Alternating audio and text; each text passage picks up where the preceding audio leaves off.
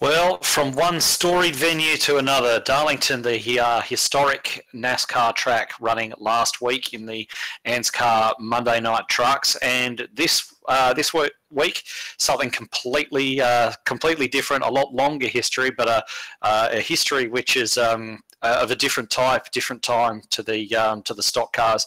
It's the Indianapolis Motor Speedway, home of the famous Indy 500, has been since 1911, and been home to stock car racing as well since 1994, when I believe Tony George, the Speedway owner, actually used it as a bit of a bargaining chip to help him in his little dispute with CART back in those days. And even after that's all resolved now, it still remains a very popular part of the NASCAR racing calendar, and more than deserves its place here in the ANZCAR Monday Night Truck Series as well, brought to you by 131 Web Radio. So tonight we've got three of us here in the commentary box. Actually, we've got Danny G, my usual partner for Monday Night Truck Series, and also Chris Purnell is joining us here in the commentary box as well. So should be an interesting night for the three of us. A very big field out here tonight as well. So Danny, you've been watching a little bit of practice. What have you made of it so far? G'day everybody, or good evening. Yeah, so far at the moment it's been interesting. The cars seem to get quite loose, the front tyres wear off quickly, and qualifying's been quite interesting. We've already seen Braden Boulos. He messed up his first lap. He sort of got it back to second place on his second. But yeah, these drivers aren't finding this track easy. So over to you now, Chris. Obviously, you're the owner of Alliance Motorsports. You've got quite a few trucks out here tonight as well. But just having a look over the form guide, I suppose, through practice and what you're seeing now in qualifying, what have you instructed your boys to do as far as their approach to the race tonight? Well, first off, good afternoon to everybody, and hope you're all excited for another great night of racing. The boys have been working pretty hard this week to sort of get everything organised for it, and they've sort of gone the conservative route, and they think there's going to be a few cautions, so they're going to manage tyres, manage fuel, and hopefully put themselves in the window at the end where it counts and where they can score the points. Sounds like a pretty decent approach to me. We have seen quite a few guys really burning off that outside front tyre. It's really going to be a race of attrition and who can maximise their opportunities the best. So we might just duck over and have a very quick look at the points, the all-important points. We're coming down to the final throws of this season now, and the top three get an automatic invite through to the ANZCAR Thursday Night Thunder Series. So at the moment, we've actually got Ben Doherty. He's still leading the way, ahead of Michael Skurlock, who's sitting only 4 points behind him. Then it's only another 11 points back to Aaron Wilton, and following back from that, it's another 5 back to Raymond Yeager and another 5 back to Darren Brumfield. Now, you'll see 48 points off the lead at the moment. We've got Braden Boulos from Nexus Esports, and he's missed a couple of rounds. That's why he's down there, but he has won 7 races so far in this season out of 8 starts. So he really is the form man. He's really gunning for a spot in that top 3, and one of the great interesting points of the season is he going to be able to bridge that gap back up to the guys ahead of him in the points and grab one of those top 3 positions. Looking back a little bit further from him, just rounding out the top 10, we've got Kevin Bomford, John Sorensen, Stacey Walker and Will Barrington sitting there in 10th place. So we're just watching the end of qualifying now. We've only got 2 minutes to go. Some of the guys are actually out there doing their laps as we speak. We've actually got a newcomer, Graham A. Boland, sitting on pole at the moment. He's a Nexus Esports driver, and I believe he's most likely been brought in tonight to try and take some points away from Braden Boulos' rivals. The ultimate goal for Nexus Esports has to be to get Braden Boulos to victory lane and fill as many of those spots behind him as they possibly can to make it even harder for the guys who are trying to defend their positions in that point score to actually hold on to their spots. They want as big a points gap between Boulos and the rest of them as possible, so expect to see a little bit in the way of team tactics here tonight. Yeah, and it's not an impossible task for Braden to do this with a big field tonight. These other guys, they're going to be starting, looks like 8th on back. If they run into some trouble, there's a lot of points left on the table here for Braden to pick up. Definitely. The way it looks at the moment is it's pretty well spread out, and the main championship rivals are quite a bit down the order. So if they can get them boys up the front to sort of work like they did last week at Darlington, it's going to make it pretty easy for him to close the gap very quickly. Yeah, well, Nexus were absolutely dominant last week out at Darlington. Matt Danson and Braden Bullis working there for a great 1-2 together, and they really did just leave everyone else behind. And I think that we've got Jason Martin here tonight. We know that he's very quick. One of the preeminent Thunder drivers that we see, and he's come out for a bit of a run tonight in the trucks as well.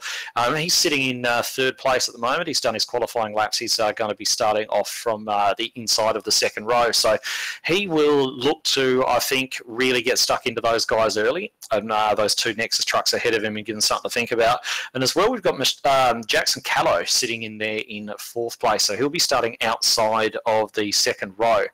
In fact, we might just run through the grid before we get going. We might run through the entire grid for you. So as mentioned, we've got Graham Boland and Braden Bullis on the first row there. Jason Martin, Jackson Callow making up the second row. Ricky Cornwall, great qualifying result for him, starting off of fifth position inside row 3 with Dave Douglas on the outside of him. Matt Danson, he'll be looking to move forward from there on the fourth row. He's got Michael Skurlock for company next to him. Then Raymond Yeager and Aaron Dillon rounding out the top 10. Going back from there, we've got Daniel Stevens and Aaron Wilton with Ben Doherty. He's the championship leader, starting down there in 13th position. He's going to want to move forward.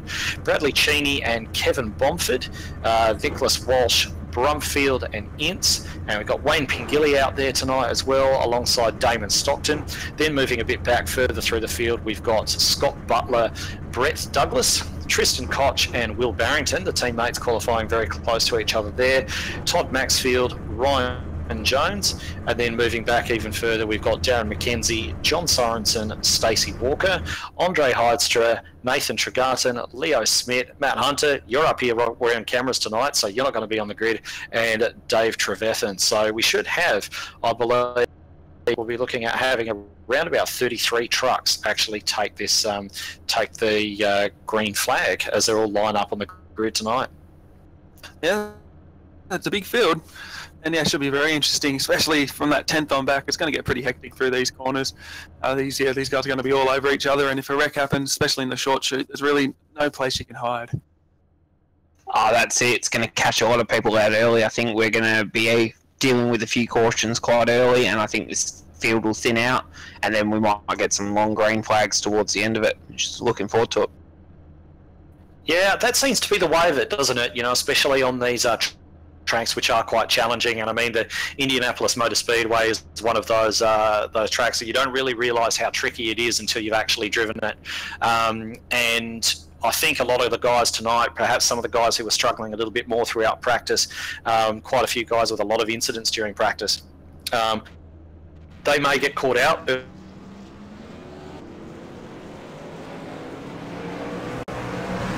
Yeah, an issue for those guys.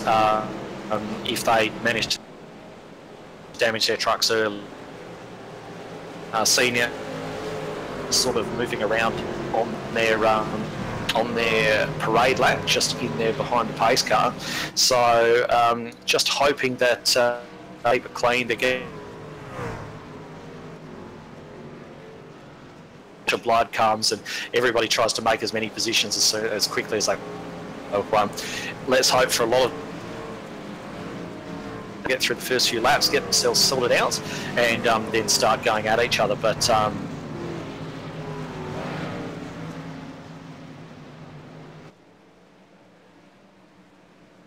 mean, these guys could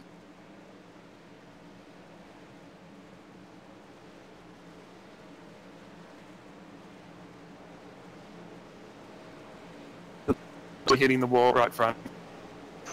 Nah, as soon as you damage that right front, you're a long, painful race for you. It's you wouldn't think that the aero would affect.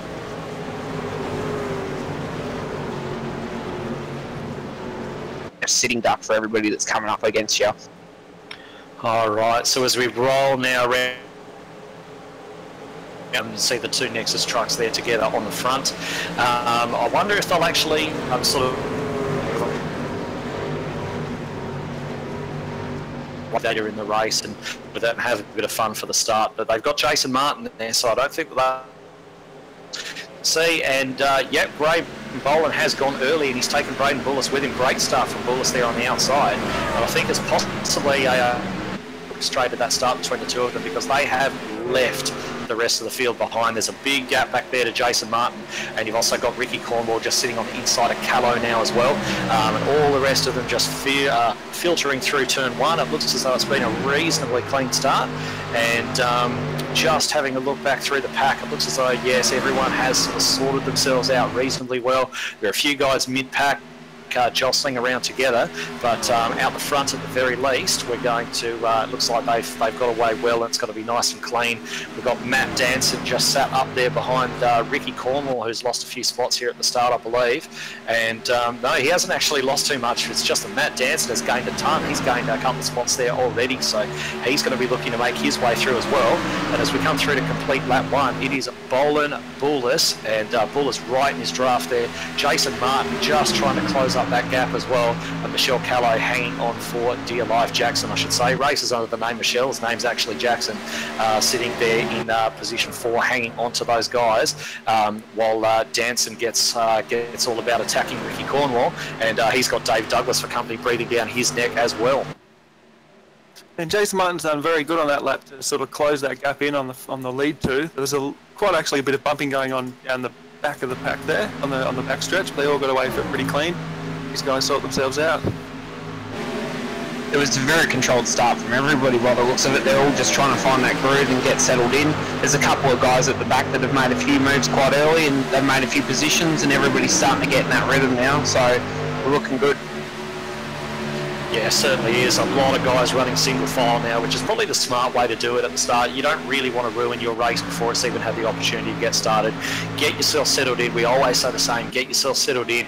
Get the tyres up to temperature. Realise, just find out how much grip you've actually got to play with, what the car's handling like in traffic, all things that you may not have had the opportunity to really test out in practice. And because it always adds a little bit of an edge to it when you're racing in the pack as well. You kind of push that little bit harder that you may not have done in practice while you're just trying to sort things out, and you actually learn a lot in these opening laps, and you can see the entire field just about spread out single file at the moment. Looks like Matt Danson's just having a very small dig at Ricky Cornwall there. It looks like Ricky's been able to hold him off, but I think in terms of the most likely positions to change this early on, I reckon Danson is going to be applying the blowtorch to the back of Ricky Cornwall as much as he possibly can. It seems like he's just pushing up the track a little bit. He's not going to want to burn his tyres off, but he's also not going to want to get held up for too long. Just having a look back, it looks like Raymond Yeager and Aaron Dillon just running side by side there as well. Looks like Aaron Dillon's actually made that move and taken the position away from Yeager. And let's not forget that Yeager is really focusing on points as well tonight, and he really needs a big improvement. In fact, Dillon's gone off. Dillon has actually gone hard into that inside wall.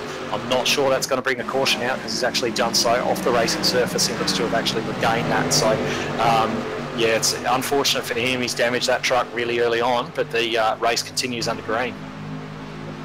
Yeah, it does. He got a good piece of the inside wall there too. It's going to be a fair bit of damage on that truck. I'm just watching the battle back here between Brett Douglas and I think it's Ryan Jones at the moment, and Ryan is just hounding the back of Brett, but he seems to be able to keep him under control, but it's looking like a tough, aggressive battle back there already. Yeah, I think that Ryan has actually made that move past Brett this lap, and it's actually Mackenzie who's sitting up there behind Brett Douglas at the moment. But just sort of taking our attention now just back towards the gap, the battle at the front, the top four have absolutely cleared out. Jackson Callow doing a great job to actually hold on to the back of these three. We know that Jackson's very, very fast on his day, and it looks like he's having a good day because he's tucked right in there behind Jason Martin, and they're all just going all over the straight trying to hug in the draft of Graham Boland. Boland trying to break the draft of the cars behind him to try and stop them from sucking right up on that rear bumper. So he's going to be doing his absolute best to hold on. Let's see what Nexus do in terms of actually orchestrating things. I think that they will look to, as mentioned before, orchestrate things between Bullis and Boland especially, to try and get Bullis across the line first and the most possible points in the championship. But there are two guys right in behind them who think that they've got a lot to say about that this afternoon. Yeah, it looks like Jackson Callow, he thinks he's just going to go up there and take this lead for himself, and he might just do here, working on the back of Jason Martin. Yeah, he looks like he's got incredible pace and he's hounding the back of him at the moment. I think Bullen's starting to pull away a little bit from Bullis, but it looks like them next three in line are they're going to be heating the battle in a few minutes' time, that's for sure. Yeah, I mean, there's so many guys battling, so many good battles all over the track, but I guess we really need to be focusing on this one up the front as well, just given the significance that's probably going to have for the race. I mean, I don't think any of us thought that we were going to get this far into the race with this many trucks out on the track and not have a caution as yet, but these guys definitely still going at it and going at it very well. So I think that the position probably most likely to change at the moment, looking at these guys, is Callow on Martin. You know, Martin, he's always very sensible with his tyres and always thinking about how to get the most life out of them and what he's sort of predicting the race to be. So don't be surprised if Martin's actually got a little bit of pace left in his pocket at the moment, but Callow's not worried about any of that. He just wants to get this position taken. Yeah, he does. I think Martin, I don't know if he caught a piece of the wall there or not. He got very, very close to it. The next battle that's going on is Danson's working on the back of Ricky Cornwall pretty hard there, heading into turn 3. I'm just scrolling back through the list, and big shout out to Ben Doherty. He's made 3 spots up already as well, and Kevin Bomford's moved forward too, and there was somebody else I just saw. Scott Butler's gone from 21st to 17th already in 7 laps, so that's a pretty good move forward as well. Yeah, there's a couple of guys down there who've actually gone pretty well. I mean, even Darren McKenzie, he started 27th position. He's already up to 21st, so he may even be our biggest mover so far. So he's done an excellent job just pushing his way up. We know how fast that Darren McKenzie actually is. Just having a look there, it looks as though Wayne Pingilly's just made a move on, I believe it was Nicholas Walsh, really just taken over that 13th position, and he'll be looking to move forward as well. But just sort of moving our attention back to the battle at the front, Matt Danson has got that move done on Ricky Cornwall now just a few months ago. He's actually got that move done, so we'll see what kind of pace he's actually got in that truck. He wouldn't be that overly pleased with his qualifying, I don't think, qualifying that far down, but he's cleared Cornwall now, and the last guys left in front of him are actually that top 4 breakaway pack. So we'll see if he's actually got the pace to be chasing those guys down. Remember, they are all running in a draft together, so they've got that added benefit as well. But if Danson's got a lot of pace in that truck, he may be able to work with Cornwall to try and close the gap, but it remains to be seen at the moment. Yeah, it does. I think Boland's just starting to pull away here from Boros. And then Jason Martin's still standing there, but it also looks like Jackson might have sort of burned his tyres off a little bit. He's just falling off the back of Jason. It looks very similar to how it was at the Charlotte Roval, where once you get into the air of that 3 seconds, 4 seconds, it seems to sort of plateau out and you just don't seem to have enough to get past, and it seems like clear air is definitely going to be key here tonight. And that's a sort of interesting thing as well, you know, the aerodynamic effect that running behind another truck actually has. I mean, these are big, boxy trucks. They push a lot of air out the way as they push through the air. So the drafting effect and so on is quite magnified with these particular vehicles. But it also has the knock-on effect, as I think you touched on just earlier on, Chris, just regarding what they do in the turns, because these trucks, like almost every race car on the planet, relies on airflow going over those aerodynamic surfaces, going over the body to actually provide the grip to allow these things to actually turn. So if you're up behind somebody and you're in all that disturbed air that's shooting off the back of that spoiler and tailgate, that it doesn't hit the front of your truck as you want it to hit. It's not smoothly hitting it as it's designed to actually work, and you get very haphazard handling effects on the front of the truck, and the effect that usually happens is it will begin to understeer, which is to push up the track, and in compensating for that, the front tyres have to work that much harder. So you'll generally find that the truck that's actually sitting behind has, as you just see Callow grab a piece of the outside wall there, so that illustrates perfectly exactly what we were just talking about that understeer, that push up the track, is when you work those front tyres really hard trying to compensate for that, you take the life out of them and you burn them up. And I think that now with that damage as well and those burnt up front tyres, I think he's going to be easy pickings for Danson as he just closes in on him and rubs the wall one more time. And caution is out. Yeah, he's definitely going to have to come in here and fix that. He's pushing up the racetrack. Yeah, right. The best way to compensate for that would be running a lane underneath to try and get a little bit more airflow on the front of that truck, so you can just sort of just run slightly underneath them, so you've got that turn in the truck and your ability to get back on the throttle early so you can try and close the gap. All right, so it looks as though Nathan Tregarten is actually the one of the people involved in that particular accident there. Looks as though a caution out, so I'm not exactly sure what happened to him. Has anybody able to be actually able to catch what happened to Nathan? Yeah, he's just he's got loose coming off of turn 4, plain and simple. Ended up in the inside wall, then into the outside wall, and then back the inside wall again, just off pit lane.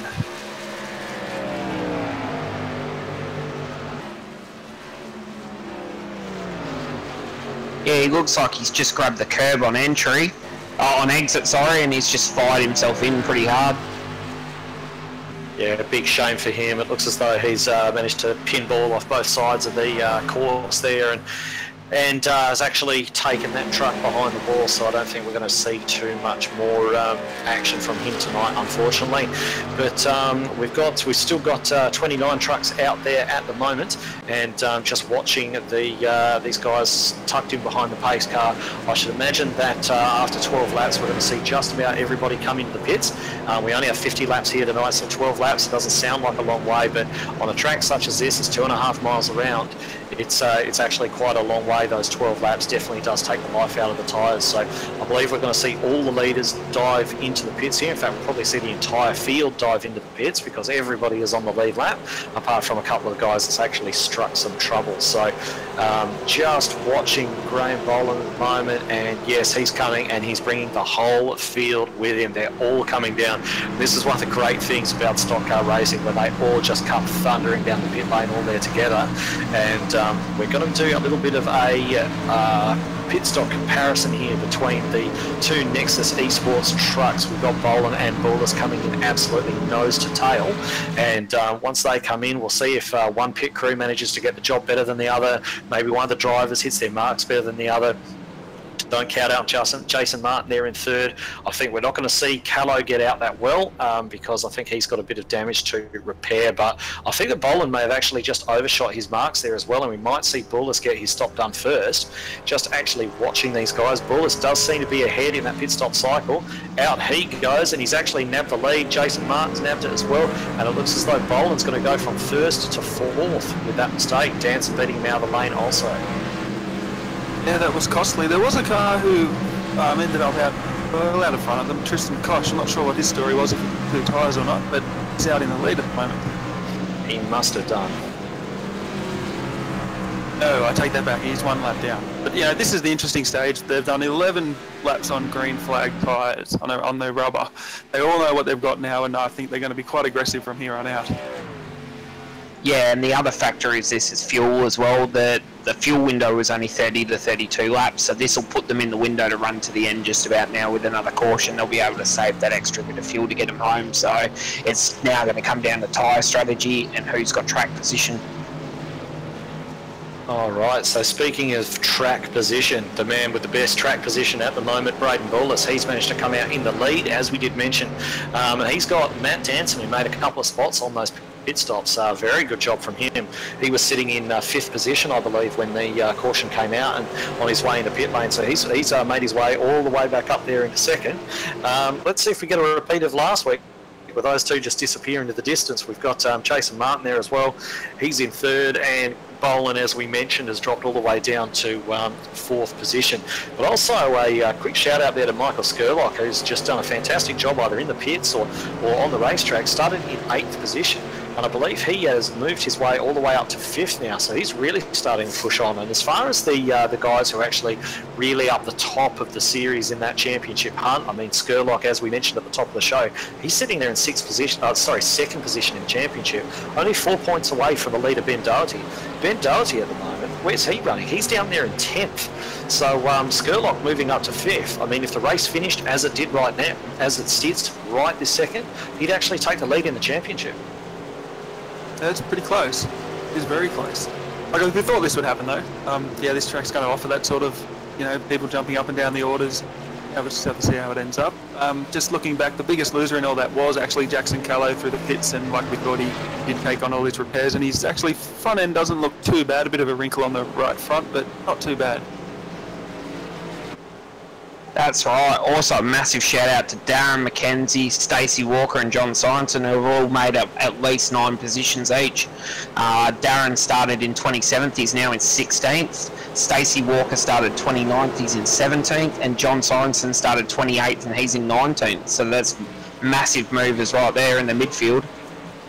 Yeah, there's certainly been a few guys making those moves out there, and it's obviously it's not just attrition either. We've only had a couple of cars hit trouble so far. So these guys are actually making those moves on the track and getting overtakes done. It's a great thing about Indianapolis. It really is conducive to lots of overtaking, lots of close, exciting racing. So we're seeing that. We're seeing the guys who are aggressive enough and can actually control that aggression and actually reaping the rewards of that and moving up through the field. So definitely those guys that you highlighted, McKenzie and Sorensen and so on, moving their way forward. It'd be interesting to see how far they can actually get up by the end of the race. We've got a few guys that are sitting there just running solid at the moment. We've got Dave Douglas and Daniel Stevens there in 7th and 8th place. A couple of Thunder regulars there, so they're just solidly getting around there at the moment. They might start to make an impression as the race goes on. And then we've got those 2 championship protagonists back there as well in 9th and 10th, Raymond Yeager and Doherty, but of course they're going to be looking to try and catch Michael Skurlock up there in 5th. But as we go to 1 lap to go, you can see all the trucks have lined up double file and they're ready for this restart. So let's see if the Nexus trucks orchestrate it again, or let's see if Jason Martin can actually get in there amongst them. Yeah, and that's the thing. I'm not sure if they can orchestrate it with Jason Martin as that massive threat right there. But it's going to be interesting because you've got the 3 Nexus drivers in the top 4. Yeah, Jason Martin just in the middle there. Not sure what he's up to. I'm sure we'll see more of him as the race goes on.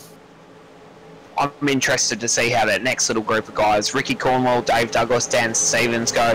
They run pretty aggressive at the start of their restarts usually. It'd be interesting to see if they can make an impression on the 4 in front as well.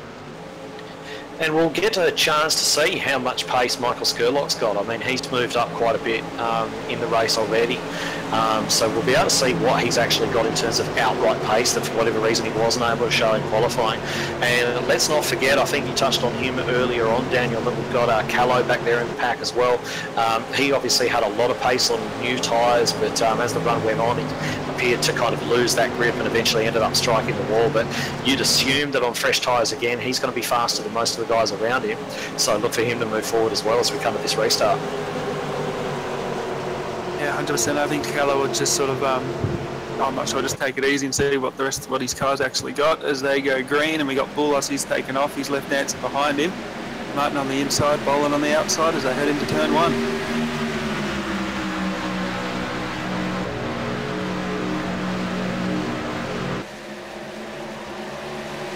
Yeah, so just coming through turn 1 and 2 now, and just heading off onto that back straight. It is Boulos in front, Danson in second, Martin running side by side with Graham Boland for 3rd place, and the rest of them all charging down the back straight now. These guys still haven't decided who's going to run 3rd. It looks as though Boland may have got, yes he has, he's got the benefit of the draft behind his teammates, and he's going to make it a Nexus Esports 1, 2, 3 up the front. So they really do have control of this race at the moment, and Martin's doing his absolute best to get in there behind them.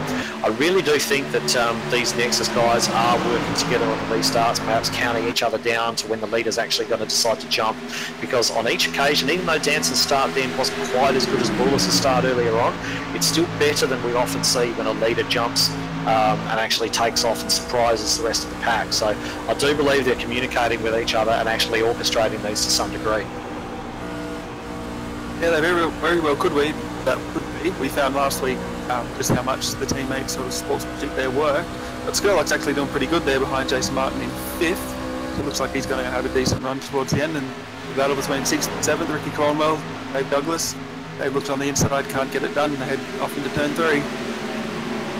I'm just watching a little bit further in the pack with the boys in Ryan Jones and Aaron Wilton, who's just got past. John Sorensen had another blinder of a start, moved up another 3 positions straight off the start, and they're starting to hustle into position now, but there's still a little bit of 2 and 3 wide, which is quite interesting back there at the moment. It looks like a pretty tough place to be, that's for sure.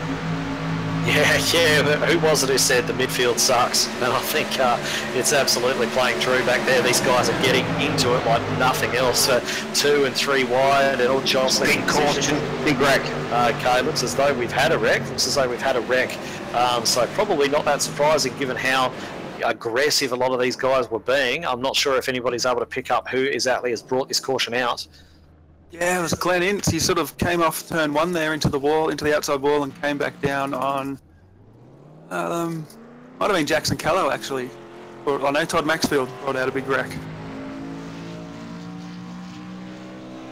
I think Wayne Pengilly was involved.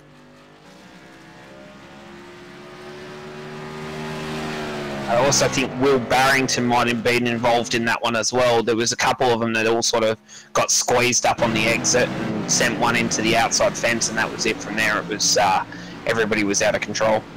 Yeah, I think Brett Douglas also got rear end damage out of that.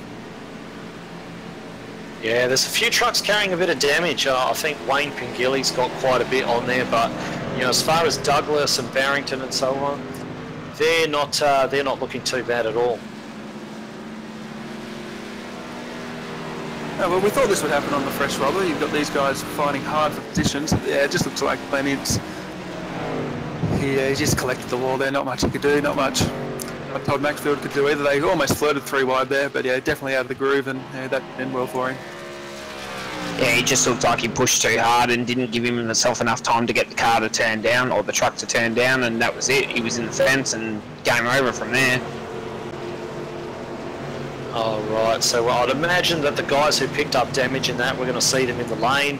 I mean, if you're in the lead right now, Danny, would you pit yet? I think they've only really been on the green for a lap and a half or something like that. So personally, I wouldn't think that too many of these leaders are going to come to the pit lane. No, you wouldn't think so. The guys down the field, they might. I mean, I'm not too sure what the track conditions are like. I know the track's abrasive. I mean, the leaders would probably want to stay out, but they're actually look like they're all coming in, except Jason Martin stays out. Yeah, I would have probably personally myself would have come down and probably taken 2 right side tyres, because that right front does get a hiding, and it only takes about 4 laps for that thing to be punished enough that it's going to be hard work from there. All right, so split strategies on the track and split strategies in the commentary box as well. So we're going to see how it turns out for these guys. I'll see all the Nexus guys. Looks as though Boland's actually overshot his pits again, so he's not really having a great night in the pits at all. Braden Borlas has hit his marks pretty well. He's got tyres.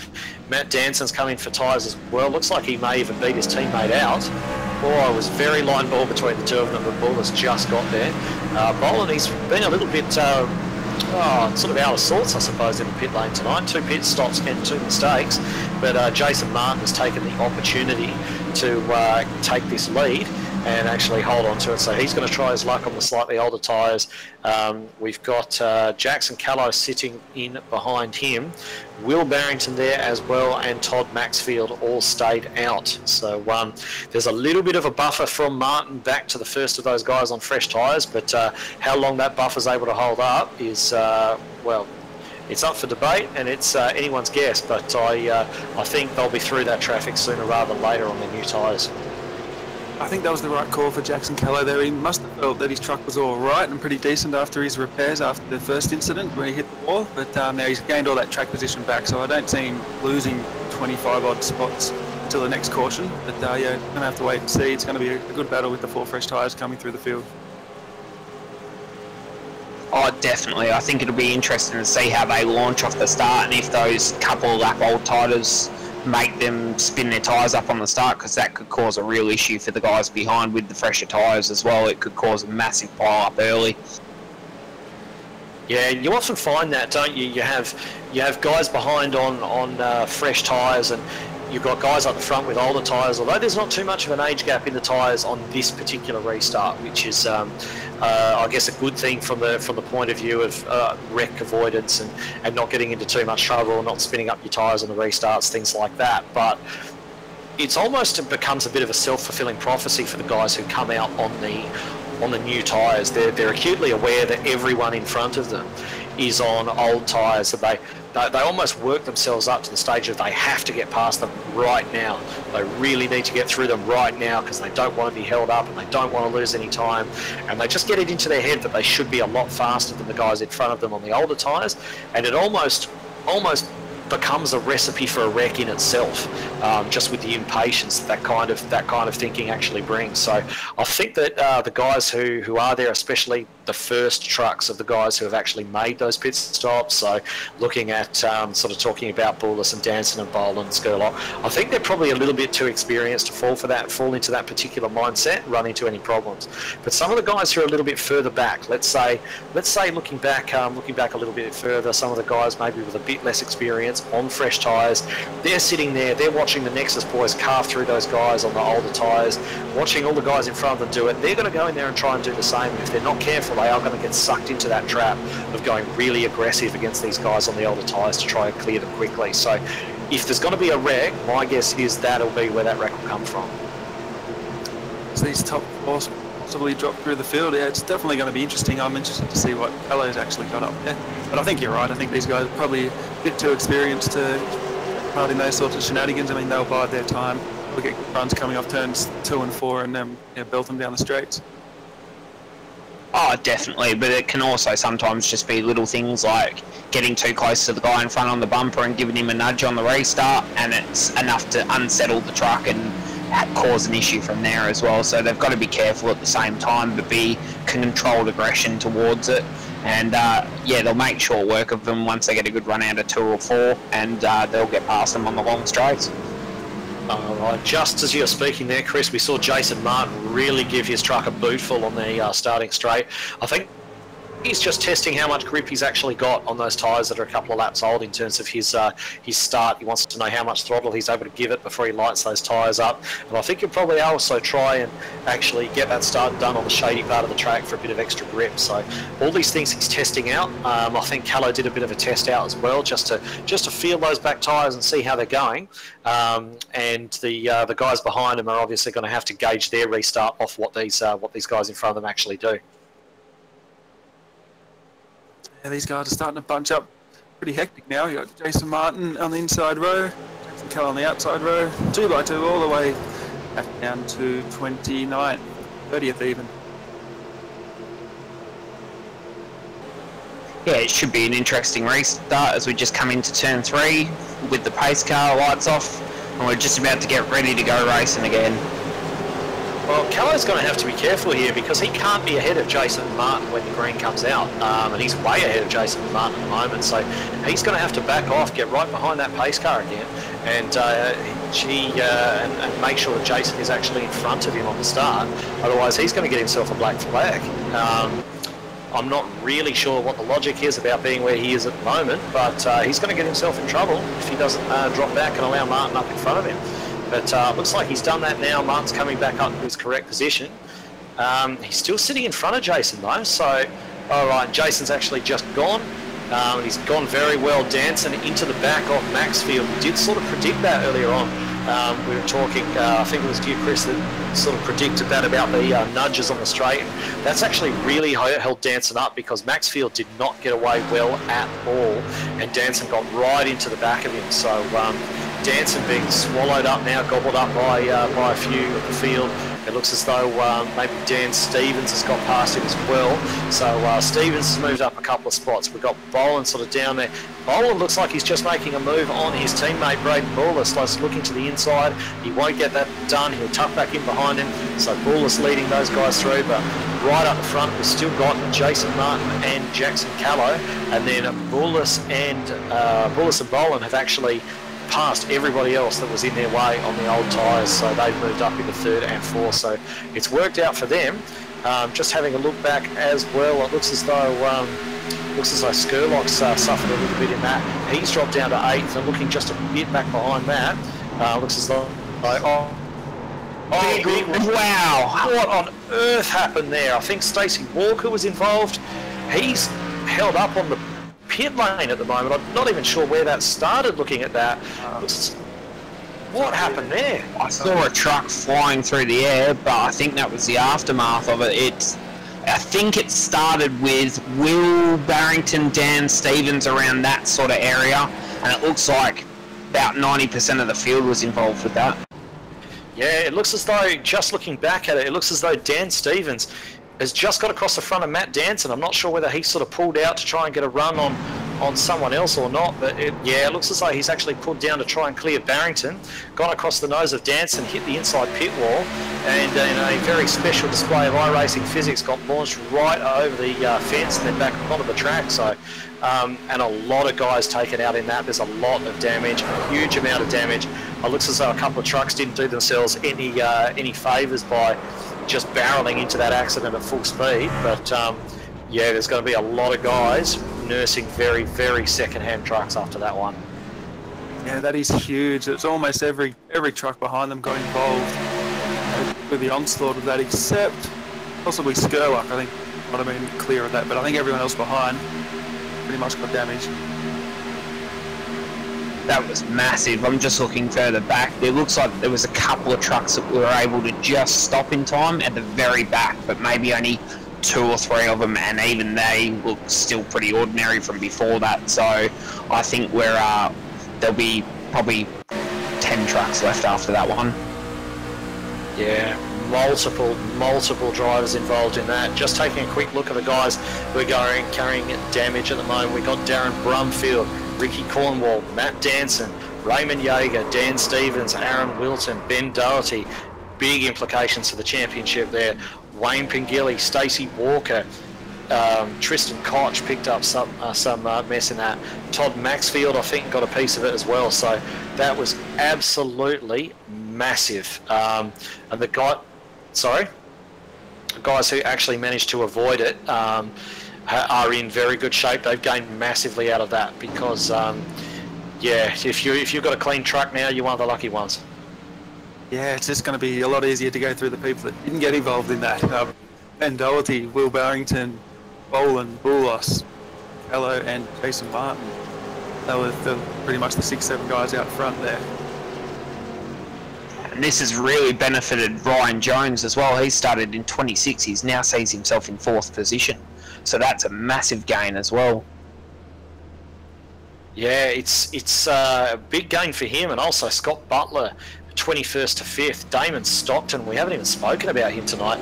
He's come from 20th all the way up to 6th place in that, as we see the Nexus guys racing off the pit road again.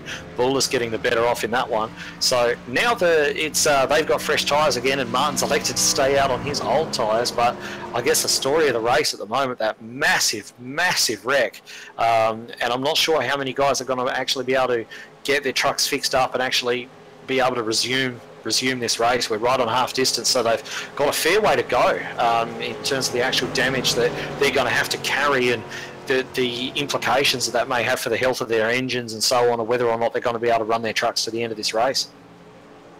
Yeah, we see so often sort of engine failures after repairs, but yeah, these guys, especially the ones in the championship battle, they're going to have to sit through this. You know, it's going to be a long wait, but they're going to have to get their trucks fixed up and get out there and get as many points as they can. Oh, definitely. There is a lot of implications in the championship after this one. It's hurt a lot of people in this race, definitely, and it's with only 2 rounds after, well, 1 round after tonight's race, it's going to come right down to the wire now, definitely.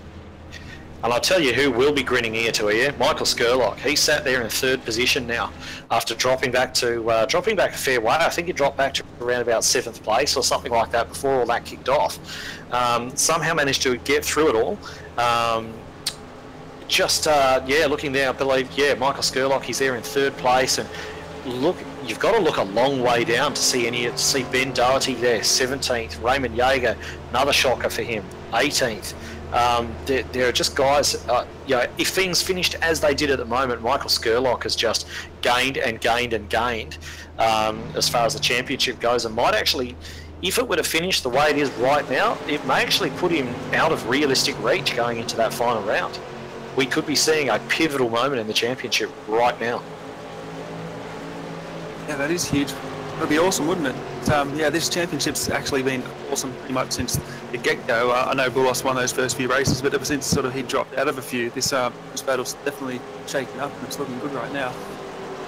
Oh, definitely. It's had some massive implications for certain people. I just had a message from Aaron, and he's not very happy with it.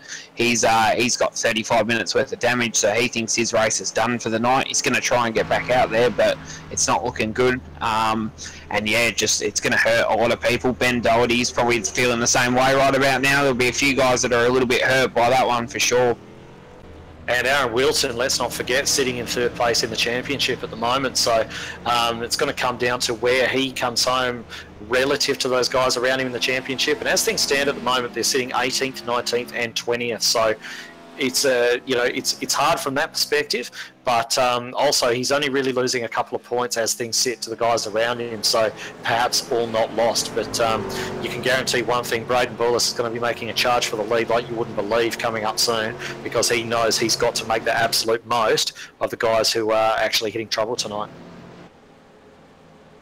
I was just thinking, that's probably one of the. We don't even see wrecks like that at Talladega, Daytona that often. That was a huge wreck for this track. They're pulling a lot of speed at the end of that straight, and yeah, just like I said in the pre-races, there's nowhere to go once you hit these bounce off these walls. This track really congests, and as you saw, just everyone piles up behind them. Oh, definitely, it was that was a scary moment. I don't think I've ever seen a truck race that big, apart from maybe a Daytona, and I don't even think Daytona's been that big before. So that was definitely an interesting view for sure. I'm kind of glad that I'm in the comm box tonight and not on the track, because I don't think I would have enjoyed that one at all. Yeah, all around the country there are guys playing in VR who've had to sit down and calm themselves for a moment, because yeah, that was absolutely huge. So just looking now who we've actually got left and looking forward for the remainder of the race, we've got, as we mentioned earlier on, Jason Martin will start this race from the restart for this race from the inside of row 1, exactly where he wants to be, and he's going to have Callow sitting on his outside. So Skurlock, he's going to be wanting to just hold everything together as best as he can, not make any mistakes. He's going to start inside row 2, and he's got Ryan Jones on the outside of him. Ryan Jones, we've seen him improving week to week. He still every now and again makes a bit of an error or something like that, but he's definitely improving on his consistency as well. So he'll be looking to make the most of this opportunity. Scott Butler, he's actually up there running in 5th place at the moment, and Stockton carrying a little bit of damage there in 6th. And then of course we've got Bullis and Boland and all those guys who pitted, and starting off on the fresh tyres to work their way through again. So as they come round to this restart, it's all up to Jason Martin once again. Yeah, it definitely is, and we're going to have a good crack down here. It's going to be good fun. You know, Jackson just pulling off a little bit. He's trying to get a good run up. See if Jason goes early to stop that. He doesn't. Looks like he's going to go. Leaves it pretty late, but he gets a good jump here, and they head down into turn 1. Martin in the lead. Looks like Skurlock's going to come down and get into 2nd. No, he pulls in line. You got Ryan Jones on the outside here going into turn 1, 3 wide. Oh, a little bit of contact there between Scott Butler and I think that was Brumfield on the outside, maybe. Stockton. It was Damien Stockton on the outside there, and he was lucky to keep that off the fence there, definitely. So just looking a little bit further back, there is some trucks at the back that doesn't seem to have that much damage, so it'll be interesting to see if they can move themselves forward over the next bit of the race. Well, I'll tell you one guy who's making hay at the moment, Darren McKenzie. He's just taken about 3 damaged trucks down the straight, and is really making up some serious time now. Yeah, he's just taken a whole ton of guys. His truck not looking too bad, bit of a ripple in the rear spoiler, but apart from that, it's looking fairly straight, and he had the straight line speed to burn as he took a lot of those damaged trucks. And as he crosses the line here, we just see exactly where he has moved up to, and he has moved all the way up from 13th on that restart through to 9th in 1 lap. So he's certainly getting after it. And Braden Bullis, having moved up to 4th already, and is just taking a look down the inside of Ryan Jones, and looks like he's probably going to get that move done. He's got his teammate Boland in there behind him as well. The last 2 remaining Nexus Esports trucks, I believe Matt Danson, pretty well done as far as meaningful involvement in the race tonight, and just slipping down the inside of Jones. He's going to stay well clear. They've already cleared Skurlock. I think Skurlock just wanting to protect his points at the moment, as though he just goes in and has a bit of a look at Jones himself. We'll be hoping, I think, to try and put a move on him and settle in behind these real quick guys. And Kelly's actually stood up pretty well with that front end damage he's got. He's sitting up there behind Jason Martin in second. Boulos catching him at the moment, but his truck looks pretty good. Looks like he's going to have a solid top 5, or at least got the truck to hold that top 5. It's quite impressive to see what Jason's doing with them tyres that are a lot older than most of the other guys. I mean, his tyres would be 6 to 10 laps older than the guys behind, and he's pulled out a second gap already, so he's on it at the moment. Yeah, we'll see how long he's able to keep that up. Let's not remember that a few of those laps that he did complete were actually under caution as well, so he would have been taking a huge amount out of those tyres at that time, but he's going to have a problem to deal with at the moment, because Braden Boulos is actually just looking at getting a move done on Jackson Callow, and that is the last truck in between Jason Martin and those Nexus boys coming on the fresh tyres. Yeah, you just can't get the job done there coming off the turn 4. You got Boland bump drafting now. I think Boulos heading into turn 1. I don't know if Boulos is going to have a look. Looks inside, looks outside, and he sticks in line with Boland behind him. Yeah, I'm surprised. He's going to have a good run here through turn 2. Gets on the inside of Jackson. I think he's going to clear him. Yeah, he does. Looks like he's going to clear him if Boland can get up behind him and get a good bump draft going down the back stretch. But I think he's going to clear him into turn 3 here. Just watching the battle a little bit further back between Darren McKenzie and John Sorensen and Will Barrington. And cut you off, Chris. I believe Graham Boland has just gone into the side of Jackson Callow and half spun him out into the barriers. So he's managed to regain that. Sorry to cut you off, but yeah, Callow's gone right up into the barriers and lost a couple of spots and carried a bit more damage on that truck. He's actually dropped behind Skurlock now as well. So a little bit aggressive there from Boland wanting to get that job done, that's for sure. Oh, definitely. That was probably a little bit unneeded at this point in the race, but at the same time, it is what it is, and that's part of the racing. We enjoy a bit of biff and barge every once in a while, definitely. So I've just watched John Sorensen come past Darren McKenzie, and now he's just working on Will Barrington in front of him. So his truck seems to have pretty decent pace, considering he was involved with that big wreck as well.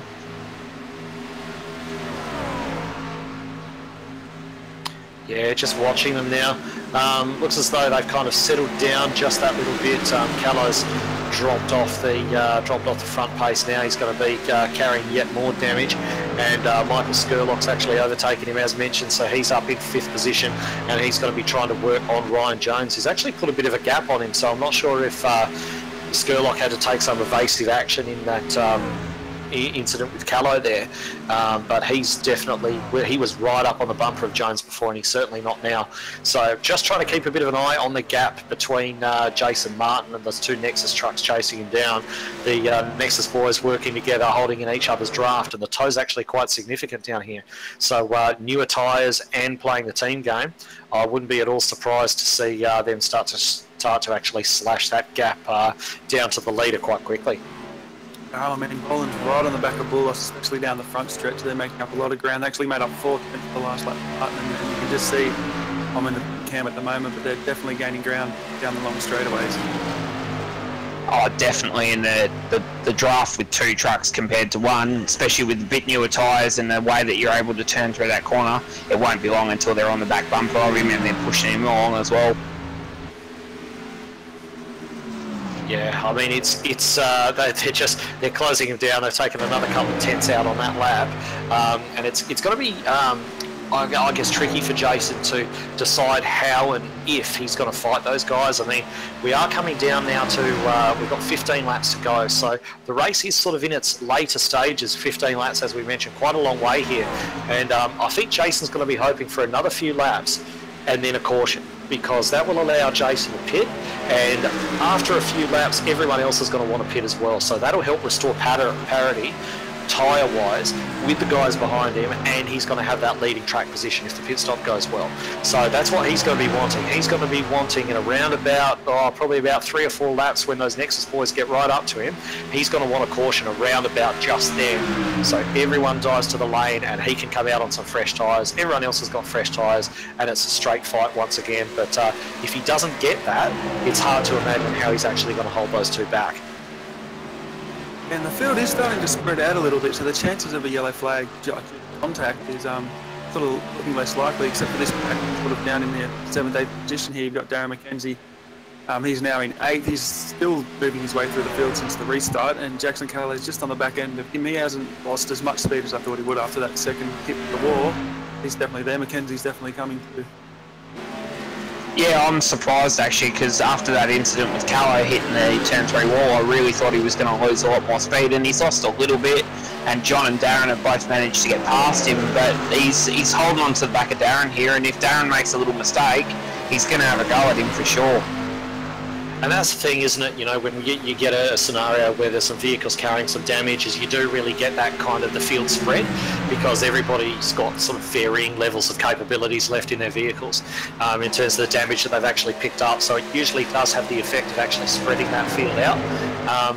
And just having a look at the top again, on that last lap, the gap between Martin and the two behind has actually remained fairly even, which I find a bit surprising. So we kind of expected those two Nexus trucks in 2nd and 3rd to start to close that gap down, but doesn't really appear to be working out that way. Well, maybe they just made a bit of an error on that lap. As we come through to complete this one, we'll see what the time goes to. It's 0.8 of a second at the moment, closed all the way down for about 1.5 seconds, and as they cross the line this time, we'll see what the timing actually is. Because those Nexus guys, they're drafting a bit, they're kind of just moving around on the way.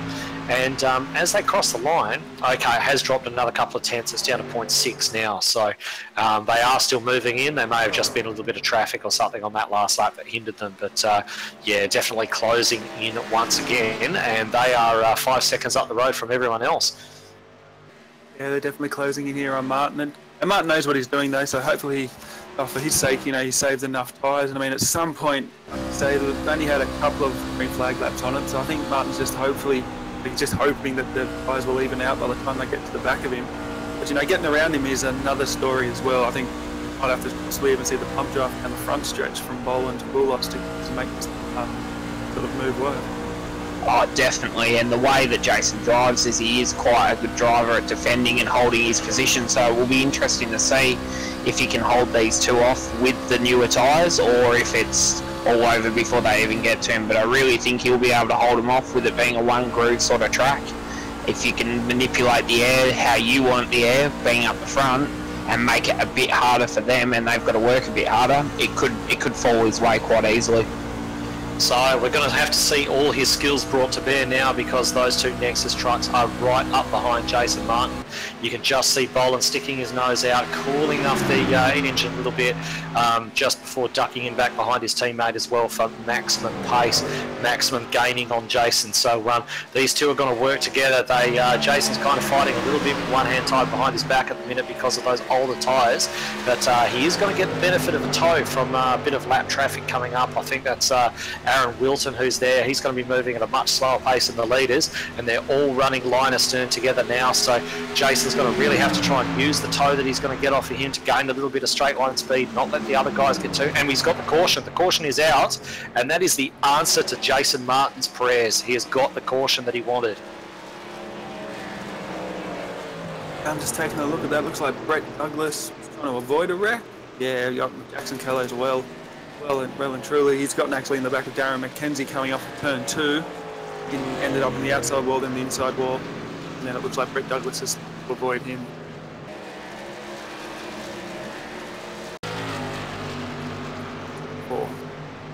Yeah, it looks like he's just sort of Darren's pinched him down a little bit, and it's Jackson Calais had to use a little bit of the curbing of the apron, and he's just fired himself into the inside wall, and then Brett's come around the corner a bit unlucky and just been in the wrong place at the wrong time. Well, there are two drivers who are going to be very happy with that. Number one is going to be Aaron Wilton. It's actually saved him from going another lap down, but he's 9 laps down as it is, so it doesn't mean a lot to him. The biggest winner out of that, undoubtedly, Jason Martin, because he's got to hold his lead, and he's also got the ability now to pit, come back out and be on tyre parity with everybody else. So he really needed that. He really needed that. And now we're going to see a straight fight between those fast three at the front for the victory in this race. That could get heated. I mean, I love to bring it up. That first race of this season, Boulos, I think, in the back of what's his name? Bruce Smith, I think, to get that win. And they come down to this race too. A little bit of contact will always be good to see at the end. Oh, definitely, and a little bit of bumping and running never hurt anybody. As long as they don't end somebody and ruin somebody else's race, it's fair game in my eyes, and it'll be interesting to see who uses what to get where, and if Jason can hold the boys off, or if the boys play a strategy call and stay out and try and run around on old tyres, or there's only 9 laps to go, so it's going to be an exciting finish, that's for sure. Well, I think Jason's got to, it really hinges on what the other guys do. I think Jason's got to pit. I really do think that Jason has got to pit, and indeed he does. He doesn't. He's kind of fainting either way. What's he going to do? And he does, and he brings the entire field with him. So it would have been very interesting then if one of these guys decided to come to actually stay out. But I think if somebody stays out, they were going to be the only one, and they're going to be a sitting duck. So Will Barrington stayed out in 6th position. Okay, so Will Barrington's actually stayed out. So with all the respect to Will, I'm not sure that he's going to be able to hold off these guys on fresh tyres. I think the race for the win is still going to be between these three very much. Jason's actually overshot his pit. Jason Martin overshot his pit bay there. I think that's going to prove extremely costly for him, because I think he's actually going to lose out to both these Nexus trucks in this pit stop. Let's see as they all come out together. And Ballas away. Ballas has actually jumped his teammate, and they have both jumped Jason Martin. So has Jason actually just thrown away the victory with that mistake? He's definitely got his work cut out for him now. It's going to be a cracker. Yeah, it's just going to see what he says. Oh, sorry, not what he says, but what he did at the start of the race, where he just hung around in third, if that was his true pace or not. I guess he's going to have to show it now. There's only going to be 5 laps to go. He's going to have to show some pace. Oh, definitely. I think he was playing the smart game earlier and just letting the boys get into a rhythm. I think it'll be interesting to see how hard he goes and how fast he goes. With only probably 7 laps to go once the green flag flies, it's going to be a tough 7 laps, that's for sure, and a great battle. With those Nexus guys running together and running in the draft, how's Jason even going to make that move? He's not going to be able to. He's going to have to get somebody to actually work with him and maybe help him out in the draft and give him a bit of a push and actually allow him to get up there. But given the fact that Barrington has stayed out, we've actually got a few lapped cars as well that are sort of trapped there in the middle now. I'm not sure if they're still to come down the lane or not, or if they're going to go to the lane. Doesn't look like they are. So Will Barrington, who stayed out on his old tyres, and then we've got Raymond Yeager, who's a couple of laps down. We've got Nicholas Walsh, who's a couple of laps down. We've got Doherty going into the pits. And then we've got Kevin Bomford and Aaron Wilton as well, who are all a couple of laps down. And they're all on damaged trucks. They're all on old tyres. They're all going to be well off the pace. And starting right up there behind them, oh, sorry, as I say that, they instructed to drop to the back of the field and let these guys go. So forget what I was saying there, because that's not going to impact anything. I think Jason Martin's best friend at the moment is actually Will Barrington. Jason's going to be starting, I think, in 4th on the outside row. So if Will spins his wheels, can't get through turns 1 and 2 well enough on the old rubber, the inside lane, Jason will sneak out there on the outside. Oh, definitely. I'm also interested to see what happens a little bit further back with John Sorensen, Skurlock and Jones. John had quite a decent pace in that little run there, and Ryan Jones and Skurlock was falling back to him quite fast. So it'd be interesting to see with new tyres if he can fight him. And also Darren McKenzie's had enormous pace at the start of a short run. So it'll be interesting to see what they can do at the start as well. Well, we have our first ANZCARism of the year, Trinormous. I don't even know what to say to that. I'm really sorry. I messed that one up completely. That's it. We're going to be using that one for the rest of the season, mate. It's going to be an absolutely trinormous finish between these top ones. But back to the business of what we've actually got in front of us here. So Will Barrington is leading. We saw him, I think it may have actually been in the last round, take a little bit of a gamble and stay out on old tyres, and he actually made a pretty decent fist of it, considering he did get swallowed up by the chasing pack, but he also didn't lose massively. It's not like he got forced to the outside and a torrent of trucks just ran past him. He was only picked off sort of one at a time, and and so on, and he actually managed to make a decent fist of it. So he's going to, I think Braden Bullis is going to be very happy to be starting alongside him and not directly behind him. The guy who's going to be a little bit nervous is going to be Graham Boland. He's going to be starting right in behind Barrington. It's going to be very easy for Barrington. He's been a few laps on those tyres now, and it's going to be very easy for him to actually light up his tyres off the start and potentially spin or something like that. So everyone's going to be a little bit wary of that, and I think that Graham Boland's the one who's really got the most to be concerned about. So very, very nervous times for him, I think, and he's just going to be watching the tailgate of Barrington's truck to just see if it moves laterally at all under acceleration, and get ready to react if that's the case. A little bit further back as well, I think everybody who's there on the outside is going to be pretty happy with their current location. That includes Michael Skurlock and Darren McKenzie, who's tucked right up behind Skurlock. Looks as though he means business on this restart as well. Yeah, this is Skurlock, McKenzie, Brian Jones, and I think Tom Sorensen. That's going to be an awesome battle for fifth. But yeah, if Will spins those tyres, this outside row is going to move up pretty quickly. It's going to be quite hectic, actually. It's interesting to see how well Will actually gets off on this restart. Oh, definitely. As we're coming around to turn 3 with the safety car lights off and we're getting ready to go green again, I'm really looking forward to the last 6 laps of this. I think this is going to be a cracking finish. Well, hopefully they get to run it all under green. If they don't, of course, the car in the lucky dog spot at the moment is Brett Douglas, and he's carrying very little damage. So hopefully, if that does happen, he'll be up on the lead lap and up to challenge again as well. So as they come to the line, Will Barrington leading them to the line. It's going to be up to the leader. It's going to be up to him to decide when this race restarts. The pace car going in. Let's just watch Barrington now, see what he does. And he goes, he gets a little bit twisty, I think, on those old tyres, but he manages to cut across in front of Bullis. He's actually got off really, really well. And that's left Bullis and Boland fighting into turn 1. I think Boland, yeah, he just settles in behind his teammate, and his job now is going to be to try and hold Jason Martin back. And you can see Skurlock trying to get around the outside of Ryan Jones. He hasn't managed to get that done. And now Bullis trying to get around the outside of Barrington. He gets it done. Boland gets held up to the outside, and Martin is through. So Bullis's wingman is gone. He is way back. He's dropped a lot of time. He's lost a position to Jones. He looks like he's going to lose a position to Skurlock as well. Skurlock there on the inside. He's got that done, and now we're going to see Bullis fighting on his own as they go 3 wide around Barrington. Did very well there to actually hold it all together. You can see Sorensen getting down underneath him now as well and getting that position. So Barrington has dropped back. He's dropped back a few spots, but not everyone else is all over him. He's done quite well there. He's just going to tack onto the back of this leading pack.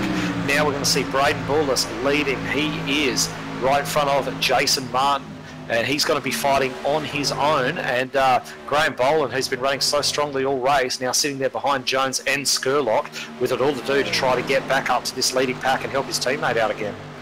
Yeah, it's unfortunate for him. I mean, he's right there. He can see the lead. Whether or not he was going to be able to win, not too sure. But yeah, he's sort of looking at his cockpit now. No, he's probably not going to get up there. But we're going to have a look and see what Jason Martin's got left now. Because yeah, that's going to be for the race. As you got Boland almost knocks Skurlock out of the way going through turn 3 into the short chute. Just watching a little bit further back with Darren and John. Darren's looking like he's going to have a run on the outside and carry some momentum and try and get past John here. But yeah, Skurlock and Jones were having a cracking battle there, but Boland's just got a little bit more pace to him. Yeah, it looks as though Boland's going to look on around the outside. Jones running very defensive, maybe even on the verge of blocking there, which is probably not advisable in stock car racing. He may find himself facing the wrong way, but there's nothing wrong with trying to break the toe a little bit and hold on to your position, especially with only a couple of laps to go in the race now. This is probably the tightest battle. Oh yeah, I think Ryan Jones is actually playing a little bit ruthless there, actually weaving on the track to hold Boland back. So that's not really good race etiquette. I don't think Boland's going to be too happy with that at all, and don't be overly surprised. Let's remember that Boland's main job here is to actually get Braden Bullis to win this race. If he turns Jones now, which he's going to want to do, he doesn't actually. He just knocks him out the way and gets through. Looks as though Jones knocking into his door as well. Not overly impressed with that, but if these two wreck, Bullis wins this race. That is game over for them. and I think Skurlock looks as though he's getting involved. He's looking for a couple of bonus points, but he is not going to want to get into any kind of silliness that may ruin this top finish for him, given the hard time that his championship rivals have had. So looking a little bit further up, we've got Martin right on the back of Braden Bullis, coming round to only a couple of laps to go.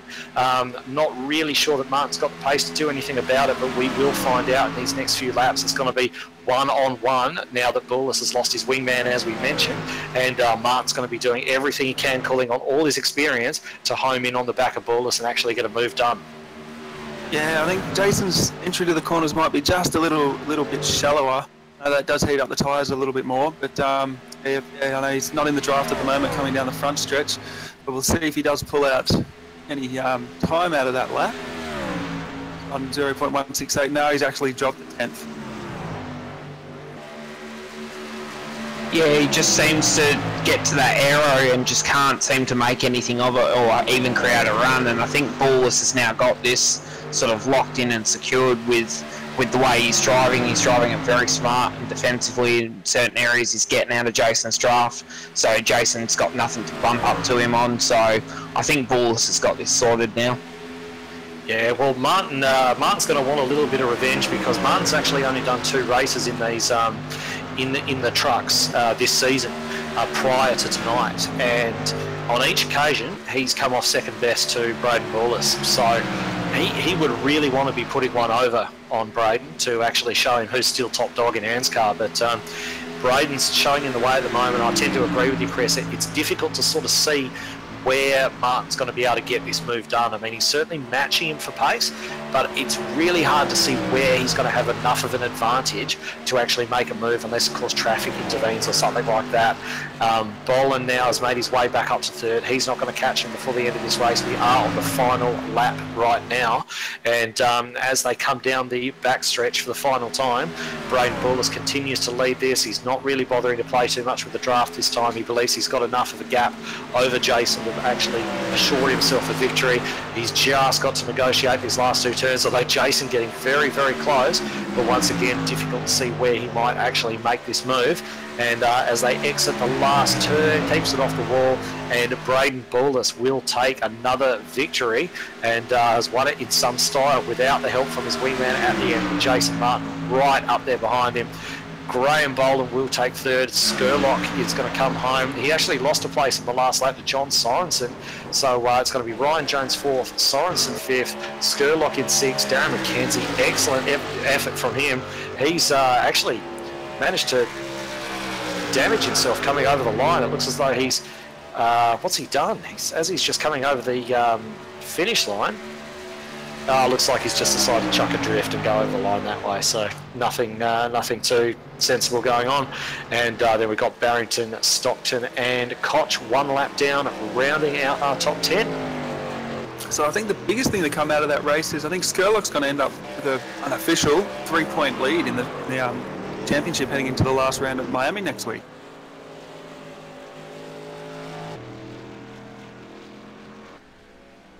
Yeah, from that calculation, that looks about right. It's definitely going to spice up the last round, that's for sure. There's a few guys in it that can still win it, but yeah, I think Bullis has just put his stamp on it for the championship. To be honest with you, I think if he can have another good run next week, he's got it in the bag. This week sort of really helped him get to where he needed to be to really have a shot at it.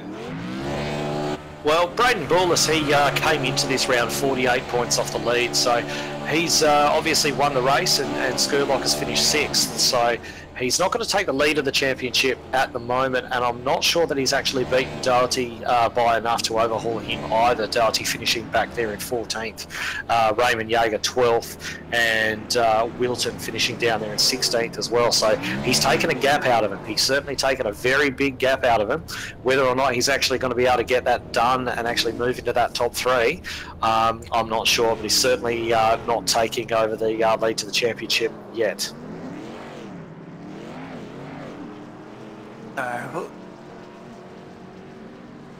All right, so we might just run through the full race results.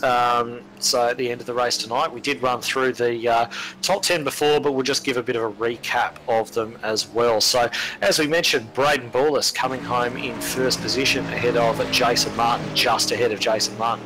Graham Boland, he managed to recover to get back up to third place. Ryan Jones, I'm fairly sure that's his best finish ever in ANZCAR competition. I'm sure he'll correct me if I'm wrong, but he's there in fourth. John Sorensen, what a drive from him, 28th through to 5th position, so he'll be happy with his night's work. Michael Skurlock, new championship leader on our calculations, finishing there in 6th position. Then Darren McKenzie up from 27th to 7th, Will Barrington 24th to 8th, Damon Stockton 20th up to 9th, and then we're looking at Tristan Koch rounding out the top 10. Moving back further from there, we have Brett Douglas in 11th place, Raymond Yeager, another tough night for him, Bradley Cheney, Ben Doherty, tough night for him as well actually, Nicholas Walsh, Aaron Wilton, Kevin Bomford, Jackson Callow, qualified 4th, finished 18th and 12 laps down. He's not going to be thrilled with that at all. Dave Douglas, Scott Butler, Darren Brumfield, Dan Stevens, the starting point of that massive wreck we saw earlier on that really changed the whole context of this race. Wayne Pingilly, Ricky Cornwall, Matt Danson, 26 laps down in 25th position. Stacey Walker, Todd Maxfield, Glenn Ince, Nathan Tregarton, and Aaron Dillon rounds out the field of 30 drivers that actually took the start. So just sort of looking to sum that up, guys, what's your overriding memory of this race? Honestly, I think it'd have to be that huge wreck. I've just honestly never seen anything like that in sort of ANZCAR. It was just enormous. 15 plus cars and all that. And then I guess at the end, Jason Martin overrunning the pit stall sort of cost himself a good finish or possible even win. I think they're probably the two things I'll reflect on in this race. Oh, definitely. I think that the wreck was massive. I've never seen anything that big myself either. And I think probably the other thing is the little 1%ers that people are going to have to make sure they're on top of for next week if they want to secure this championship. It's going to come down to the wire, and it's going to matter that you do everything perfectly next week to even give yourself a chance to grab the win and to hopefully win the championship as well. Yeah, absolutely no room for error for any of those guys. As you mentioned, I think you put it perfectly when you say it is going to come down to the wire. Very, very close championship that we've got here. Braden Bullis, the form man, but is he going to be able to get it? Is he going to be able to win by enough to actually get this done? So we've actually got a couple of guys sort of kicking around in waiting for an interview at the moment. So we might actually grab Ryan Jones up into the comm box and have a bit of a chat with him. I'm not sure if he's expecting us, but he will. He's just jumped in, so we might just grab him for a bit of a chat. Our 4th place getter tonight, Ryan Jones. Do you have a copy, mate? I do. How you going, guys? Very well, Ryan. And I did mention earlier on that I believe that 4th place finish that you had tonight is your best finish in ANZCAR competition so far. Is that correct? It is, and yeah, I didn't expect that one from 26 on the grid. That's for sure. Yeah, there's certainly a few big movers in the field tonight. I guess how did the race shake out from your vantage point? Obviously, starting a fair way back in the pack and working your way all the way up to 4th. I mean, was it more of a product of just things sort of falling into your lap and being able to take the opportunities, or did you really put your head down and make some big moves to actually get that result as well? Yeah, early on, especially in that first stint, I think it was about 10 or 11 laps. I think I gained about 10 spots, just past some cars and stuff, and making good use of some battles that were unfolding and some guys get down. And then, yeah, I think I was in 17th and that big wreck happened, and that just boosted me straight to the front. Somehow I got through that. I don't know how. Yeah, there are many, many trucks that didn't make it through that. So certainly if you're able to come through that unscathed, that was almost half the battle tonight, I think, coming through there with a clean truck. So we saw you at the end sort of fighting away with Skurlock and Sorensen. And Skurlock, he's right up there in the championship at the moment as well. So, I mean, was that kind of on your mind? Were you aware of the championship situation and that he probably wasn't going to want to take too many risks in his battle with you? Or was it just a straight-up fight as far as you were concerned? For me, it was a straight-up fight to try and get 4th place. I knew Skurlock was in the battle for the championship, so I was desperate not to wreck him at the same time, though. So I'm glad I didn't. I'm glad we got through that cleanly. Yeah, absolutely. So, obviously, your Race on Oz team, is that correct? The guys who you drive for are going to be very pleased with your result tonight. We commented earlier on in the race that you seem to be just sort of staying out of trouble a little bit more and getting stronger and stronger every week. So, how do you feel that you've actually progressed during the season as far as your performances for, I guess, the way you felt in the truck, how comfortable you felt at the start of the season versus how you feel now? Is there a big difference? Yeah, it's night and day. Well, my first race with you guys, I'd been on the service for about a couple of weeks, and so I was still getting my head around everything in the game and stuff. Yeah, now obviously a couple months down the track, and I'm starting to get the hang of things, and things are starting to fall in place on the road side and the oval side, which is nice. All right. Well, absolutely. Congratulations. Now, before we let you go, is there anyone you want to give a shout out to? Got to thank the sponsors. Got to thank the guys at Racing Oz, Pagnian, Harvey Bay Auto Glass, Turtle Beach. We have a lot of sponsors. Next Level Racing, all those guys who support Racing Oz. Couldn't do it without those guys. Well, it's certainly great to see. Race on Oz. Obviously, they're very sort of prominent in a lot of the road racing side of things. So it's great to see them actually getting involved in this side of things as well. And I hope to see a lot more of you guys as the series rolls on. But we'll probably let you go there, let you go back and celebrate with the boys if they're still around. And we'll catch you next time. All right. Thank you guys very much. Thank you for the broadcast. Thank you. All right, so we've got a few guys sort of kicking around there at the moment. We've got most of the Alliance boys down there. We've also got Braden Bullis, Matt Danson, and I believe that's probably Graham Boland there as well. So, Danny, maybe you can handle the next interview and take your pick of which one of those guys you want to bring in. Yeah, not a problem. I think I'll bring in Bullis. Braden, how you doing after that win, mate? You know, I guess I'm doing all right. I mean, a win's a win. Can't complain too much. Does it like I think I've read that you're on your name on iRacing from Indiana? Does this feel like a home win, home track win? Oh yeah, of course. It's nothing like Indy. Nothing like it. No, that's not. And were you aware that Jason Martin had sort of messed up his pit stop there in your rearview mirror? Oh yeah, I was looking. I wasn't. I wouldn't say I was looking to make sure because that sounds bad. But I was definitely hoping that might happen. Yeah, well, you had a very good race anyway. Pretty much controlled it at the start, and yeah, Jason, he seemed to sort of catch on you in the very end stages there, but it looked like you just ran a nice couple of laps there trying to break his draft, and pretty much ran away with that one. Oh yeah, he's I would say that in the series, maybe besides Matt Danson, I'd say that Jason's probably my favorite one to race. Yeah, that's true. And you did actually make up a few points in the championship standing, so you do have a shot next week if you're going to be racing at Miami. So that should be good to watch. Yeah, that'd be cool. I don't know if I'll get there, but I guess as long as I'm mathematically in it, might as well try. Yeah, that's it. I mean, well, after that huge wreck tonight, anything's possible. I think 3 of those guys battling for the top 5 there, they all got caught up in that wreck, and I think actually Skurlock's prevailed in that race. He's on top of the standings now by about 3 points, so anything could happen. Oh yeah, I'm definitely gonna need that race to go my way more than not.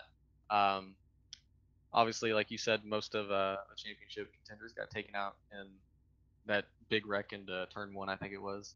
Yeah, it's definitely gonna have to go my way, but I guess you never know. It might. Anything can happen. Well, mate, we'll let you go, and yeah, congratulations, and we'll catch you next week. All right, thank you. All right, so that was winner Braden Bullis. Now, Chris, would you like to have a bit of a chat with Matt Danson, get his view on that wreck, perhaps? Yeah, pull him in. I'll have a chat with him. Matt Danson, Chris Pennell from Performance e-streaming booth. How are you? Oh, not too bad, Chris. Yourself? Yeah, not too bad, thanks, buddy. Just wanted to pull you in and have a chat to you about that wreck and get your views on it. Yeah, lucky you didn't get me at the time. I was pretty irate. I don't know. The dude was just blocking fresh air, I guess. I don't know, but he just turned across my nose and raced over. Yeah, it looked like it was a bit sort of between that and having Will Barrington on the outside, and he maybe thought he was clear of you and he come across on you, and that was it. It was sort of all over from there for everybody by the looks of it. So, but apart from that, man, you had a fantastic start. You moved up the positions real quick, and you got up there quite early, and you were able to sort of help your teammates and sort of help Braden get to the front and hold his point so he could fight for the championship.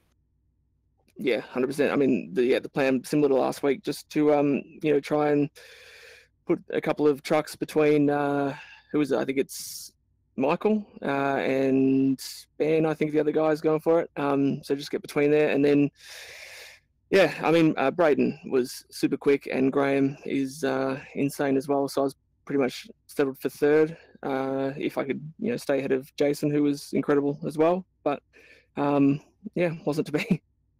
Oh, that's it, mate. You definitely showed up with some fast trucks again this week, so it'll be exciting to see how you guys all run at Homestead. Yeah, I think we should be strong. Hopefully, maybe have a bit of a battle if the championship's done. We'll get to go, all guns blazing. Myself and Braden and Graham sort of head to head. Oh, that's it, especially at a track like that where there's a few lines that you can run. You can run high, you can run low. It'll be a cracking finish to the season, that's for sure. Yeah, 100%. If I have the chance, I'll put Braden in the fence and take the win. It'd be amazing. Oh, spoken like a true teammate. Is there anybody you'd like to say thank you to? Mostly just myself and my parents for giving me the talent that I possess. Very good, mate. Well, great job again. Unfortunate for your event and how it ended, but great job by the team. Thanks, Chris. Appreciate it. All right, so that was Matt Danson. You got to love Matt, don't you? So, all right, just sort of moving on from there. I guess we'd probably better wrap things up at the moment. So. Very, very close finish tonight. A lot of close racing. So, just looking at what's coming up, we've obviously got the Thursday night Thunder coming up at Daytona on Thursday night, as the name suggests. And just on from there, we've also got a cup race coming up at Indianapolis pretty soon. Just in a couple of weeks' time as well, we're going to be racing the Cup cars for a full-length Indianapolis race, which is the latest round of the ANZCAR Cup, which is running all year long. Also, we've got coming up on Performance eStreaming, we're going to be looking at the IRFF ANZCAR series as well, which utilises the V8 supercars on oval tracks, and you're going to be able to see that entire series here on Performance eStreaming once that kicks off. It's going to be running Sunday nights, I believe. So I believe that pretty much sums up what was a fairly incredible race tonight, guys. Closing comments? It was an incredible race tonight, and I'm just really looking forward to getting into this next week's race and deciding this championship. It's going to be an absolute beauty. Oh, that's it. I just want to say thanks to you boys for having me up in the box tonight. I've had an absolute ball, and it was great to watch some racing and talk it, and looking forward to the Thunder race on Thursday against you boys at Daytona. It should be a cracker. Absolutely will be. So we will probably wrap it up there. Thanks very much, everyone, for joining us. Hope you enjoyed it as much as we did. And don't forget to tune in again Thursday night for the Thunder round at Daytona. And we'll continue to kick on from there. So from me, Danny G, and our special guest tonight, Chris Purnell, thanks very much and good night.